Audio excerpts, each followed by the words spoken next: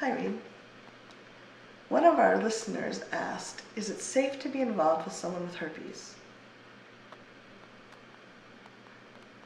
I'm Reid from readaboutsex.com. I'm Cathy from theintimacydojo.com.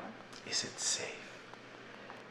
Well, it is true that our culture makes... That was a shout out to my friends who are really big geeks about Robert Redford films. Do you know the Robert Redford film with that is it safe? Actually, no, it's not even that! It's the Marathon Man with Dustin Hoffman. No wonder I couldn't get it. Good Lord, I was completely off. Yes. Back to what we're talking about. Our society does make STIs seem very frightening and overwhelming. And I've had a number of clients that were diagnosed and they were terrified and felt that their life was over until they started reading statistics and getting some education. But when people first hear about, oh, you have an STI, oh my God, it's the scary thing. So I think it's a great question. Is it safe for me to answer that? Yes, it is. Okay, great.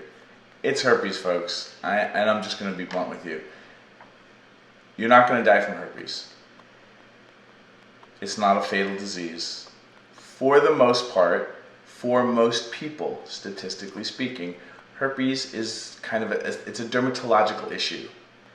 There's a small percentage of people who have herpes where they have frequent recurring outbreaks that are very painful. They do not die, although they may feel like they want to kill themselves because it's a pain in the ass or wherever else it shows up on your body. And culturally speaking, it's stigmatized.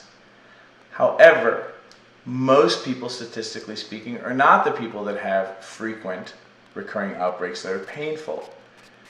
Statistically speaking, most people have like 3 to 6 outbreaks in their lifetime, and then it just kind of doesn't show up, but maybe every once in a while. And for a lot of those people, it's not painful. All this is to say that herpes-wise, there are way bigger things you could be worrying about and putting your emotional and your psychic energy towards. Herpes is not the one you should be focusing on.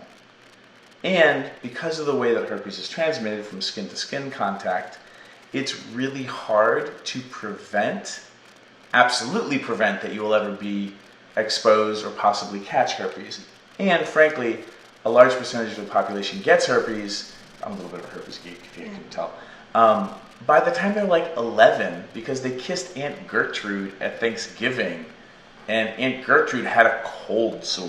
Yes. And a cold sore, folks, is herpes. And a large portion of the population has herpes 1 or 2. Yeah, and a large portion of the population who have it, it's asymptomatic, which means they don't know they have it. Yeah. And we know now about herpes that you can be what's called shedding, which is when you are contagious. You can be contagious without having an outbreak, and you won't know that you're contagious. Good news, you won't die from herpes. If you are pregnant and about to give birth, and you're having your first herpes outbreak, that's problematic. The doctors will tell you, hey, you should probably have a C-section. But for everybody else out there, I'm sorry, the focus is going to be handling the emotional weirdness and the cultural baggage and bullshit about you having herpes. And the good news is, in the sex geek community, a lot of us are like, oh, you have herpes. Got it. Okay.